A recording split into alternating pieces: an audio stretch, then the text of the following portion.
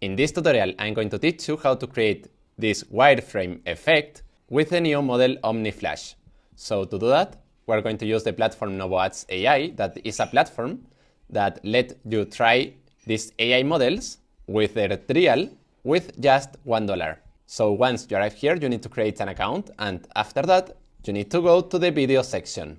Now we have to click in settings, and here the model that we're going to use is OmniFlash. Now we have to click here, and here we need to upload our video, for example, this one.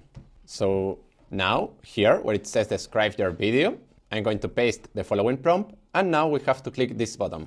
Now we have to click in generate, and now we have to wait more or less 5 minutes. Perfect, here we have the result, so now let's see it. My skin was really dry until I found this cream. CeraVe changed everything. Link in my profile. Well, I don't know what you think, but personally I like it a lot, the result. It looks really nice. So if you want to do a video like this one, remember that you can try this platform for just $1. And the prompt is going to be in the comment section. So well, after saying that, see you in the next video.